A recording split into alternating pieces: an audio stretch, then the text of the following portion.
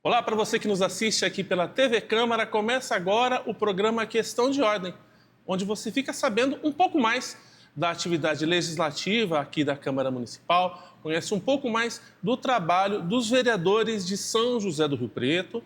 No programa de hoje, a gente recebe aqui no plenário da Câmara o vereador Pedro Roberto, do Republicanos, um vereador que tem extensa carreira política aqui em São José do Rio Preto, vai falar um pouquinho sobre os seus projetos desse ano de 2025, perspectivas e tudo mais. Pedro, me corrija se eu estiver errado, é seu sexto mandato aqui na Câmara? Fiz 3, fiquei um fora, voltei mais 3. Começo uma dúvida. Você já pegou por muito tempo uma Câmara com 17 vereadores, agora a gente está estreando... Eu comecei com 21, era 21 vereadores. Era 21? 21? Depois reduziu para 17 e agora 23. 23. Eu peguei essas... Sentiu muita diferença ou não? Tem muito mais gente. A gente sabe que fica uma sessão mais falada, né? Mais ruidosa. Além disso, quais são as diferenças assim, no trato, Pedro? Não, o trato com o pessoal é tranquilo, né? Acho que como eu disse, pela minha experiência já caminhada, eu não tenho dificuldade de lidar com pessoas que pensam diferente, né? Então, por isso, tem uma relação boa, respeitando o que cada um pensa. Quando tem que divergir, a gente diverge, mas é isso. Então, a cidade elegeu os 23, são os representantes, e a gente respeita a todos. Até porque, por conta do seu perfil pessoal e dessa trajetória bastante extensa, você já jogou em todas as posições, né? Já foi oposição, já foi situação, já foi independente, neutro. Tá acostumado com esse trâmite, né? Exatamente. Eu comecei aqui, apesar de ser do governo que ganhou a eleição, eu fazia mais oposição do que era a situação. Aí depois virei oposição, depois virei situação, virei assim, no sentido no sentido natural das coisas, né? Do jogo sempre político, né? situação, oposição. Eu digo que eu sempre procurei fazer de forma responsável, né, esse processo, porque eu entendo que é importante ter vereadores de oposição, né? É importante os vereadores da situação, os independentes, tudo isso soma. Eu acho que é uma soma, no final... O que a gente quer é que a cidade melhore para todos. Outra característica sua também, Pedro, você nunca se deixou contaminar ou se influenciar pelo calor da discussão, né? Você sempre votou segundo as suas convicções e sempre respondeu por isso, você nunca recuou por isso. Como é que é isso para você? Como é que é isso aqui na hora de votar? Eu vivi realmente muitos momentos aqui, mas assim, olho para trás e vejo que valeu a pena, tudo foi muito importante. E assim, eu tento, eu sei que muitas vezes você não tem todas as informações, a gente pode até errar em algum momento, mas eu tento ser justo, eu tento ser coerente, né? Perfeito. Se o projeto é do prefeito, eu sou oposição, mas é bom, tento, né? Eu digo que é bom, se for o contrário, também digo. Então, hoje eu vejo, acho que uma diferença, Matheus, do passado é que no passado, eu ficava muito bravo com as pessoas, né? Entendi. Eu ficava muito bravo com o fulano de tal que estava fazendo isso. Hoje não, eu debato ideias, né? E respeito a dele, cada um tem o seu lado. Eu aprendi também nesse sentido, né? Porque vai chegar lá na ponta né, no final do mandato, a população é que vai eleger ou reeleger. Perfeito. Então, não sou eu que, vou ficar fazendo crítica para o vereador o tempo todo. A população precisa acompanhar e ela é quem vai decidir no final. Para a gente encerrar esse assunto do passado até chegar em 2025, faz um preâmbulo, Pedro, para o pessoal lá de casa. Que vereador que você chegou? Você tem muito projeto importante para a cidade, bastante coisa muito bacana que mudou a vida de São José do Rio Preto nesses últimos 5 mandatos para trás, não é? Só faz um preâmbulo disso para a gente entrar em 2025. Matheus, para não levar 30 minutos, que é o tempo que a gente deve levar aqui, eu vou dar 2 exemplos, né, importantes que eu considero.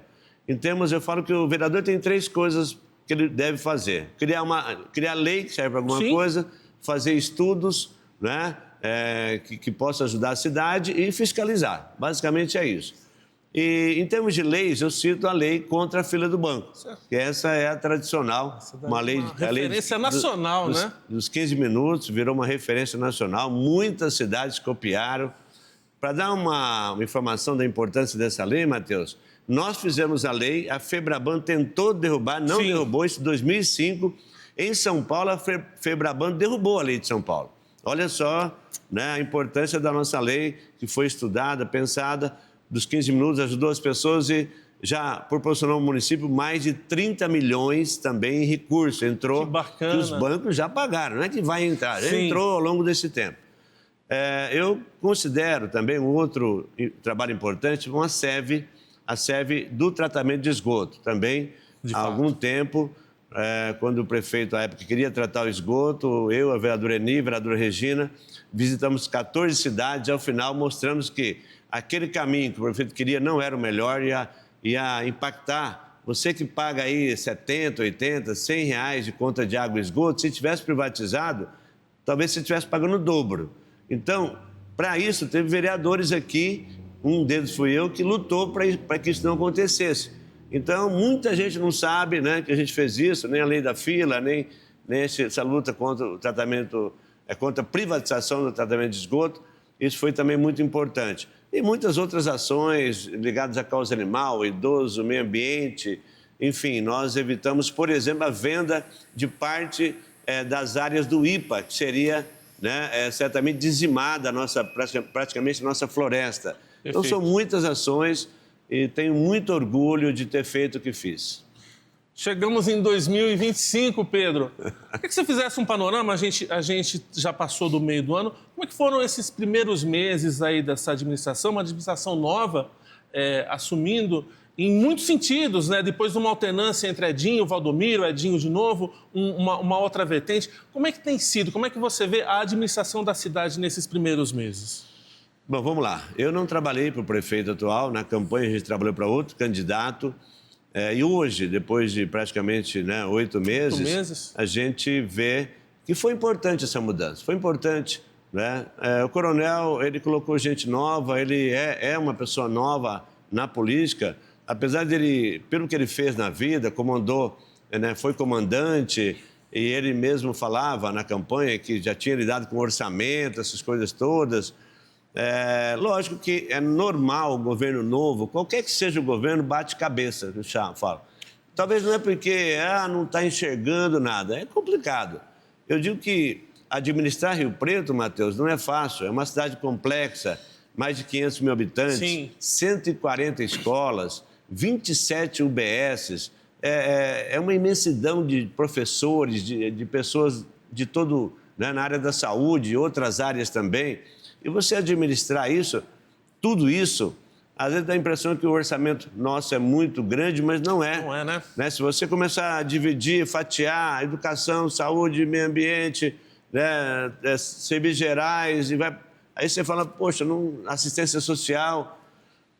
Então, é complexo. Eu quero dizer hoje já que a gente, no começo, avaliamos se apoiaríamos o governo. Podia ser governo, podíamos ser oposição ou independente, como você falou, e ao final nós, os republicanos, resolvemos apoiar o governo, tá certo? Apoiar também de forma, como eu falo, de forma responsável, fazendo as tratativas com o governo. Um apoio crítico também, né, Pedro? Exatamente, também falando questões que não estão indo bem. E não me arrependo, eu acho que o governo está, nesse momento, colocando assim, a população já está começando a perceber, né, a forma como o prefeito Fábio Cândido está administrando a cidade, seu secretariado. Eu acredito que já há resultados importantes e eu acredito que vai melhorar. Eu acho que ao final do mandato a população, a grande maioria, vai apoiar, vai aprovar o governo Fábio Cândido. Eu espero também, lógico, vou estar aqui acompanhando, né, espero estar certo, né, de que ele, ao final, vá realmente ajudar a cidade. Um desses avanços, Pedro, coisa recente, coisa quente, votado recentemente, que é uma luta sua de muito tempo com relação aos novos conselhos tutelares, né? Rio Preto tinha 2 conselhos tutelares, uma cidade desse tamanho, e por muitos anos uma luta muito grande aqui da Câmara, muito ruído a Câmara fez para conseguir isso. chegou, né? Comenta um pouco sobre a importância disso. E para o pessoal lá de casa também, Pedro, o que o Conselho Tutelar, onde é que ele atua? Exatamente. Bom, o Conselho Tutelar, primeiro nós temos 500 mil habitantes e desde que nós tínhamos 150 mil, eram 2 conselhos tutelares. E nos últimos 16 anos não houve mudança, a cidade cresceu, hoje tem mais de 500 mil de habitantes e continuou os 2 conselhos tutelares. O Conselho Tutelar, ele cuida basicamente da questão da criança e do adolescente, né, dos direitos da criança e do adolescente. Muitas vezes, assim, situações de vulnerabilidade, de violência, né, nas escolas, lidando com essa questão das crianças. O trabalho do Conselho é muito importante, não é? No sentido de defender a criança e o adolescente nos seus direitos básicos. E com 2 conselhos, os conselheiros estavam, assim, aquela história, fazendo o serviço meia boca, porque não tinha como fazer melhor, entendeu? E agora, né, depois de muita luta, você vê, o último governo ficou 8 anos, o anterior mais 8, são 24 anos, pelo menos, os 2 governos, que não deram bola para ampliar o Conselho. E agora o coronel, né, lógico, houve-se um debate, houve-se uma pressão. Sim, a Câmara agiu muito, a Câmara tem uma participação importantíssima, como um todo, alguns vereadores mais, eu estou nesse meio, eu tive recentemente com o prefeito, com outros vereadores. Então é isso, a Câmara se colocou, apoiou, né, esse movimento para ampliar os conselhos e agora, a partir de 2016, teremos mais 2 conselhos, o que é muita coisa, é uma mudança importantíssima. Dobrou, né? De 2 para 4, 100%, né, de aumento aí nos conselhos, vai ajudar demais a cidade, os poderes aí constituídos, judiciário também, e a cidade como um todo. Pedro, comentar um pouco um outro assunto que foi muito debatido aqui, na época causou muita divisão, foi bastante divisivo, e hoje tem se mostrado um exemplo de sucesso pela condução dos vereadores, sobretudo, que são as emendas impositivas, que ela 1,5% do orçamento do município é reservado para a Câmara e os vereadores dividem esse valor e eles podem fazer esses repasses. Tudo dentro da lei, tudo não vem dinheiro nenhum para o vereador, né? É tudo via lei, tudo no papel. O teu gabinete, Pedro, como é que vocês têm agido com relação a isso, essa divisão de recursos? Como é que você faz? Você prefere grandes investimentos em áreas sociais ou pequenos? Como é que você trabalha? Matheus, desde o início, a minha linha foi de atingir o maior número possível de entidades. Tá? Vamos colocar assim, Tem alguns regramentos que tem que seguir, Pedro? Eu tenho uma emenda minha, a gente não fala isso, mas agora eu vou te falar, que no começo a proposta era de que o valor menor fosse 50 mil reais. Tá. Eu fiz uma emenda colocando em 30 mil, Sim. Porque eu entendia que com isso você pode atingir um número maior de entidades. Tem entidade que você coloca 30 mil reais, eles fazem... É tudo para eles, né? É tudo. Eles fazem uma diferença para as crianças que atendem, ou os animais, ou para o idoso, no contraturno. E eu entendo que foi um grande acerto isso. E agora, né, com a questão da cota da saúde, já a partir deste ano... 50% tem que ser... 50% vai para a área da saúde e 50% é livre, né? Então, essa divisão também foi importante, isso também dizendo que isso é um modelo que vigora, né, no governo federal, no estadual e no municipal. Então, desde o primeiro momento, eu apoiei a aplicação das emendas impositivas, né? Apoiei, negociamos com o governo no começo, foi difícil, o governo não queria aceitar, porque o prefeito ele quer tudo, né? Não, natural. O Edinho, principalmente, ele foi deputado. Quando ele era deputado, ele queria, mas depois daqui ele não queria dividir com os vereadores. Mas assim, eu posso dizer para você, foi um grande acerto, muitas entidades são beneficiadas, muitas crianças, idoso, causa animal e tantos outros projetos sociais que são feitos na cidade, são beneficiados, eu entendo que foi um grande acerto. Pedro, nenhuma lei, nenhum projeto de uma grandeza desse nasce pronto, né? Tem sempre que ir naturalmente se apurando, se aparando as arestas. Você está debruçado numa situação que está acontecendo que, com relação às ILPIs, né? As instituições de longa permanência para idosos. Elas acabam caindo ali numa gaveta que elas são meio mistas, né? Assistência social, saúde, esse tipo de coisa. Qual que é o imbróglio agora que você está debruçado para resolver? Não é nem tentar resolver, para resolver, né? Que tem que ser resolvido, né? Matheus, o ano passado nós tínhamos essa cota da saúde. Perfeito. Que vale para esse ano. Então eu vinha trabalhando com as ILPIs para que elas tivessem a verba da assistência e verba da saúde. Perfeito. Mas o prefeito anterior não quis saber de papo. Entende que a natureza jurídica delas é só assistência, é isso? Isso. E aí nós fomos ver modelos, tá? Gustavo Votuporanga, que é um modelo que tem dado certo, que é chamado financiamento híbrido, assistência e saúde. Perfeito. E nós resolvemos, assim, bancar isso, né? Ou seja, ano passado eu fiz um movimento aqui na casa, junto com outros vereadores, nós destinamos para as ILPIs, na cota da saúde, R$800 mil. E esse valor está preso ainda, mas nós estamos discutindo com o governo já está clareando alguma possibilidade de que esse recurso vá para as ILPIs. Este ano ainda pode ter aí alguma dificuldade, mas a própria secretária, eu quero dizer aqui publicamente, hoje, a secretária da Assistência Social me disse que agora mudou Secretaria da Assistência Social para Desenvolvimento Social. E isso vai ajudar a destravar isso também. Que bacana, que interessante. Então, nós temos, assim, grandes chances, a partir do ano que vem, disso carrear melhor.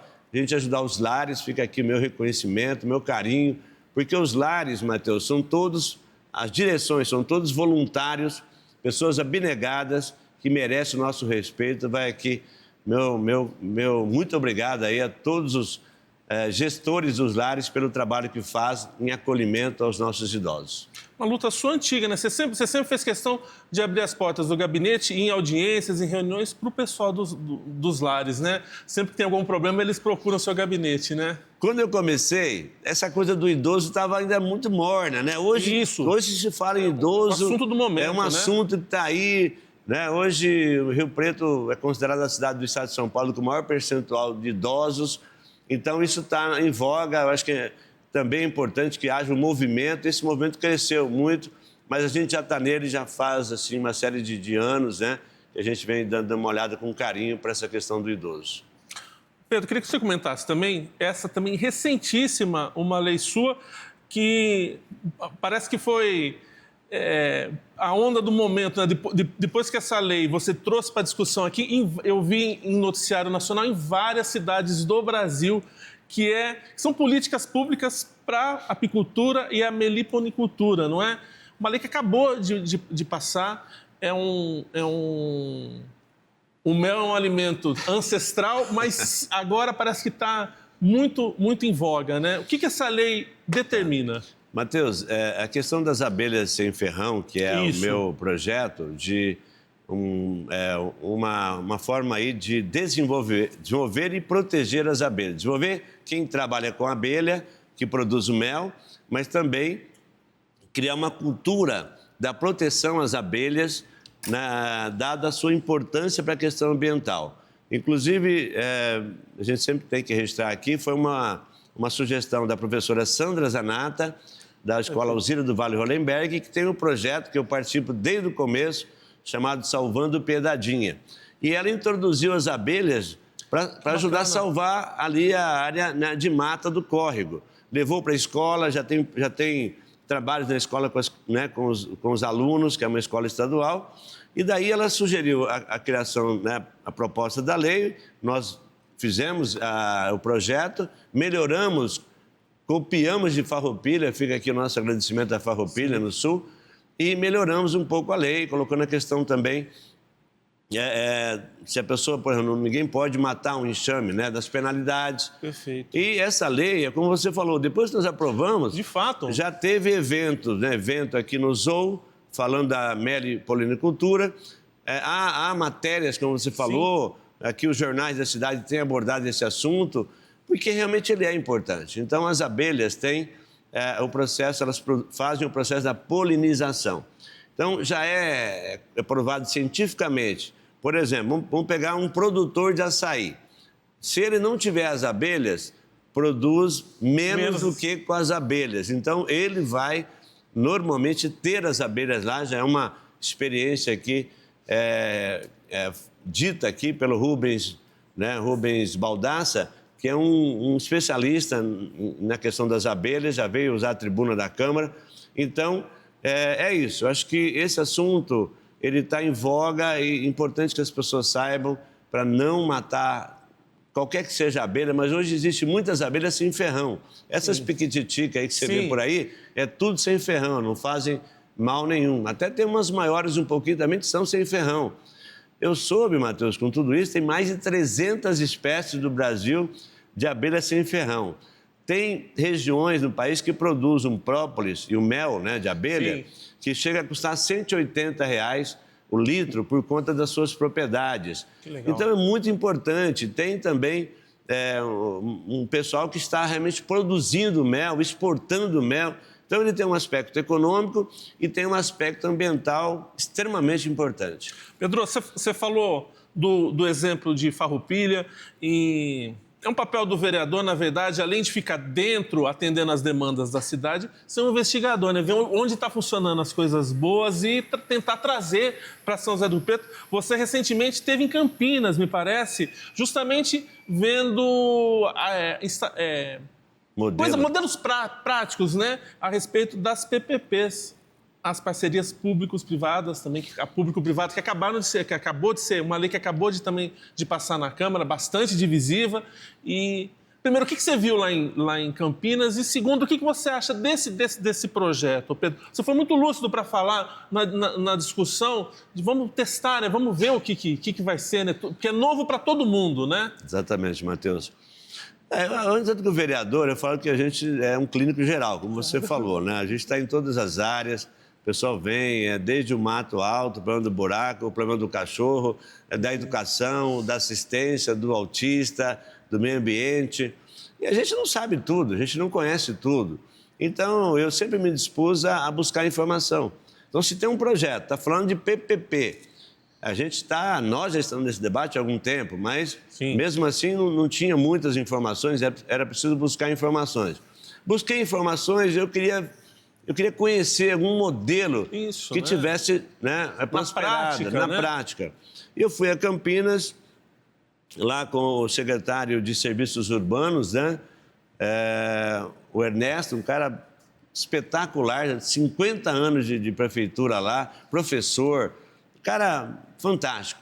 E ele me colocou todas as etapas da PPP lá, que foi um processo seguinte, eles estão trocando, no caso da PPP deles, trocando toda a iluminação da cidade, a comum aí, por LED. E é a primeira etapa da PPP, porque depois vem a implantação de cidades inteligentes com esse processo que eles estão, né, das lâmpadas e preparando também o ambiente para implantar câmeras, né? É um pouquinho diferente, talvez, do modelo que Rio Preto quer. Mas lá, para sintetizar, já trocou por volta de 60... Lá tem 120 mil pontos de lâmpadas. Já trocou metade, já houve problemas, eles corrigiram, multaram o consórcio. Perfeito. Lá, para você ter ideia, foi o consórcio, que, na verdade, o processo foi feito, né? A modulação foi feita pela Caixa Econômica Federal, com licitação, na Bolsa de Valores, passou, um negócio muito bem feito. E hoje mostra o quê? A cidade já está economizando, tá?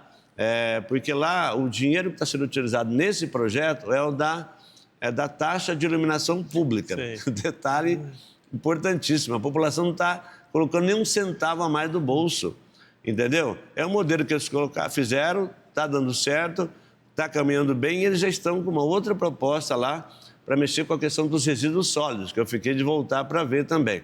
Então é isso, eu acho que Rio Preto aprovou a lei no momento em que já há um debate no país, há uma evolução, que essa lei é de 2004.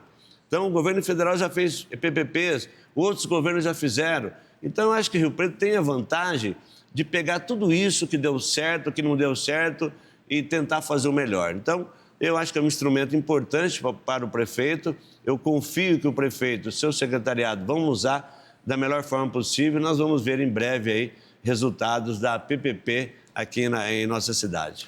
Essa que você está citando em Campinas, além de tudo, ela é sustentável, né? Ela também é boa, nesse caso da iluminação, para o meio ambiente, né? São lâmpadas que duram mais, menos, atingem menos, que é uma área também que você sempre atuou, né? Na defesa do meio ambiente, desde lá no começo da AMA, na formação da entidade e até hoje. Gostaria que você falasse um pouco sobre isso, sobre você sempre falou de energia solar e tudo isso mais. Como é que é isso, Pedro?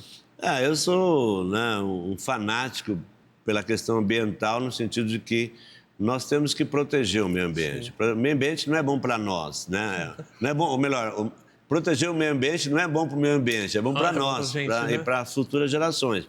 Então, eu sou de um tempo, Matheus, que nós não tínhamos esgoto tratado, lutamos para que o esgoto fosse tratado, foi tratado. Aqui teve inúmeras situações. Uma época houve um risco até de destruição das cachoeiras de Talhadão e São Roberto. Exatamente. Nós entramos nessa luta, né? Rio Preto entrou, nosso bispo, à época, Dom Paulo, entrou. Essa venda que eu te falei, daqui de área do IPA também. Eu tenho uma lei que determina que os recicláveis de grandes eventos sejam carreados para as cooperativas, além da destinação adequada, gera renda para os cooperados. Então, eu tenho, assim, eu tenho feito esse papel que eu acho que é obrigação nossa estar fazendo a defesa do meio ambiente. Até me perdi um pouquinho da tua pergunta. Com relação a isso, você falou tudo, que se a gente não está cuidando do meio ambiente, está cuidando da gente mesmo, né? Sim. E já que no final, na nossa sociedade, tudo envolve dinheiro, gasta-se menos no futuro, né? É mais econômico, né? Eu tenho cobrado, né? Você sabe, quando eu fui presidente dessa casa, tentei de todas as formas instalar energia solar e não foi possível, porque na época o governo municipal não colaborou, precisava de uma área. Exatamente. Mas tudo bem. E o governo atual, ao contrário de outros governos, está falando em energia, né, sustentável. Isso. No biodiesel e outros modelos. É isso que nós temos que correr atrás, né? A solar, outros modelos, para ajudar a cidade, economizar, inclusive. Além de ajudar na questão ambiental, você tem uma economia. Isso é provado aí pelos números. Pedro, falar de outros temas aqui, tem bastante coisa na pauta para a gente superar. Uma outra atividade do seu gabinete, você sempre também tem falado sobre isso com relação aos autistas. E você participa de uma discussão bastante... Se fala muito das crianças autistas, né, dos menores, né? E se esquece muito da inclusão no mercado de trabalho. Você foi procurado por mães autistas já adultos, né? Isso. Que querem trabalhar, né? Que estão aptos e precisam trabalhar. Como é que é? Que caminho que você acredita para esse tema? Olha, eu tenho um apoio à AMA, que é uma entidade, né? Amigos dos Autistas de Rio Preto, há muito tempo, desde o meu primeiro mandato. A gente já colocou recurso de emenda, inclusive, para melhorar. Eles criaram um laboratório lá com computadores para os autistas. A própria AMA também está dando um olhar para essa questão do autista adulto. E esse grupo que me procurou de mães, são mães de autistas já com uma certa idade, sei lá, de 20, 15, 17 anos para cima. Preocupadas exatamente com a questão dos seus filhos e filhas no mercado de trabalho. Esse encaminhamento social, né? Exatamente. Porque tem um detalhe também, Matheus, que os empresários ainda não estão totalmente preparados para, vamos dizer assim, para receber o autista ou o PCD.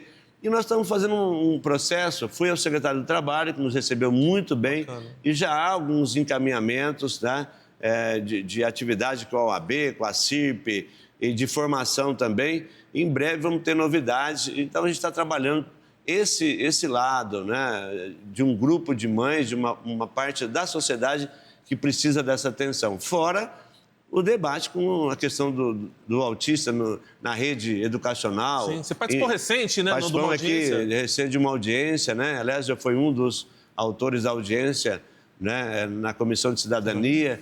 E vamos continuar debatendo. É um processo que está evoluindo, é lento, mas ele precisa evoluir mais ainda, acelerar, para realmente atingir os objetivos que as mães, principalmente, precisam desse apoio. Pedro, uma outra coisa que parece, não digo que é lenta, mas parece que é duradoura demais e a Câmara e você tem trabalhado há anos com relação a isso. É um olhar a respeito dos terceirizados aqui em São José do Rio Preto, né? Parece que de tempos em tempos acontece de novo esse problema com os trabalhadores terceirizados da prefeitura da cidade, né? Matheus, eu falo para o pessoal que eu sou do tempo da Diagonal. A Diagonal foi uma das primeiras na tarde, todo mundo lembra. Sim. Que deu trabalho e daí não parou mais, né? Em tempos dá uma melhorada e outros dá uma piorada, principalmente de alguns anos para cá piorou muito. E agora, assim, a gente tem dialogado com o governo. Nesse momento, nós temos uma CPI que está, assim, fazendo o possível para dialogar com os empresários, né? Às vezes, os empresários você tem que ser um pouco mais duro, ou outro. Exatamente, Estamos né? convocando empresários, enfim. Mas a ideia qual que é? Que esse modelo melhore, né? O ideal qual que é? Nós indicamos que o município pudesse contratar por uma empresa pública, tá? Porque o dinheiro fica aqui, né? E você não tem problema do calote. Mas há alguns pontos jurídicos que dificultam isso. E hoje, em função da nova lei de licitações, houve uma melhora. Os contratos de um ano passado, de um ano atrás para cá, já tem uma reserva. Então, o município já faz uma reserva, tipo assim, a empresa tem 1 milhão para receber. 300 mil está ficando já fica caixa. numa caixa. Isso é algo fantástico, que também é em função das cobranças que nós fizemos, tá? E era opcional em função da lei, e o governo passado está fazendo e o atual também. Então, eu acredito, se daqui a um ano eu vier aqui dar uma entrevista, eu tenho esperança que essa situação vai estar muito mais tranquila. Que são contratos, o secretário de administração, o Vedrone, esteve aqui recente com você, são contratos ainda antigos, ainda estão meio naquele limbo, né, de lei nova, de lei velha e esse tipo de coisa, né? Mas pela fala dele, e lá você pontuou muito bem, a coisa está evoluindo, né? A perspectiva é que futuramente, nos próximos anos, esses contratos antigos vão se acabando, né? Exatamente. E vão se trazendo novas possibilidades. Mas, enquanto isso... Nós estamos aqui, firme e forte, fazendo a defesa das trabalhadoras e trabalhadores terceirizados. São muitos, mais de 4.600 no município, que merece todo o nosso carinho e respeito. E estava virando uma coisa crônica, né, Pedro? Não só abusos de falta de pagamento, mas de trato trabalhista mesmo. Não nessa CPI, mas na CPI passada, vocês se debruçaram sobre comida, horário irregular e um monte de coisa, né? Sem dúvida. Pedro, um outro assunto também bastante divisivo, no começo do ano, causou bastante furor, bastante comentário da sociedade e acabou a Câmara se transformando numa grande panela de pressão, como sempre nesses casos. Está um pouco mais tranquilo agora com relação ao Centro Pop. Como é que foi a atuação do teu gabinete na época? E o assunto está resolvido, mas também não está, né? Precisa ver o que vai ser feito disso tudo, né? Assim, quando o prefeito anunciou ou falou-se da possibilidade de transferência do Centro Pop para Boa Vista, né, os moradores daquele local e do entorno ficaram apavorados. Sim, com uma certa razão, porque ali na Boa Vista você tem uma população idosa, né, predominantemente idosa, e também, assim, a gente defende que a população de rua tem que ser bem tratada, tem o seu, né, os mecanismos para você cuidar dessa população. A gente sabe também que existe aí muita gente infiltrada no meio, que acaba trazendo outros problemas, enfim. Então, você tem uma questão que precisa ser resolvida, precisa ser cuidada, porém, o local que estava se pretendendo não era ideal. Eu, na minha condição, eu dialoguei o tempo todo com o governo aqui nas audiências e dizendo para o governo que ele precisava rever a questão do local e, ao final, o prefeito, né, realmente cedeu. Né? Não só mudou, é o que você falou, ainda não está definido o local, mas ele não vai levar mais para aquele local da Boa Vista e no próprio local anunciou ali uma área de entretenimento, uma pista de caminhada com aparelhos para exercício e também para as crianças. Então, realmente houve um ganho ali daquela população. Falando em atender associações e moradores de bairros, recentemente também você participou de um importante marco para o pessoal lá da Unitra, da Estância Unitra. O que aconteceu lá, Pedro? Também era uma reivindicação antiga daqueles moradores, né? A gente acompanha bairros, né, que estavam irregulares no processo de regularização. Antes da Unitra, teve a Estância Vila Azul, que é um processo que nós acompanhamos também de perto, assim como outros, e mais recentemente a Unitra. A Unitra, ela ficou 28 anos, né, do seu início, agora para chegar hoje muito próximo da regularização. Infelizmente, o loteador que esteve lá não fez a coisa certa, e os moradores sofreram demais. E eu, nos últimos anos, assim, acompanhei de perto, apoiei os moradores até na criação de uma nova associação, Perfeito. Hoje presidida pelo Júnior, né? Uma pessoa que está fazendo um trabalho muito bom com a sua diretoria. E recentemente, Matheus, houve uma decisão da Justiça por conta desse pega com o loteador, de que é para registrar as escrituras. Então, nesse momento, o pessoal está providenciando isso, o que é um ganho gigantesco para aquela população. Hoje, aliás, diga-se de passagem, vai deixar de ser Unitra para ser Quinta do Sul. Aqui, bacana. Né? É o nome já escolhido pelos moradores. Né? Porque fica mais na região sul, a Unitra, para quem conhece, ali perto da Cidade Jardim, 7 Sul, né? Então vai se chamar Quinta do Sul e os moradores estão muito felizes aí com esse resultado. Também quero agradecer aqui à Secretaria da Habitação, na época do Manuel Gonçalves, fez um excelente trabalho, e hoje a Sandra Reis também muito empenhada aí para resolver essa questão. Pedro, chegando já no final da nossa entrevista, assim, caminhando para o final, todo vereador que eu tenho conversado aqui nesse programa, eu sempre faço uma pergunta, uma provocação. Qual que você acha agora em 2025, nesse final de ano, qual que vai ser o grande tema que Rio Preto, sobretudo a Câmara Municipal, vai debater? O que você aposta aí, suas fichas? Eu continuo apostando nas PPPs. Né? Eu acho que as PPPs vão...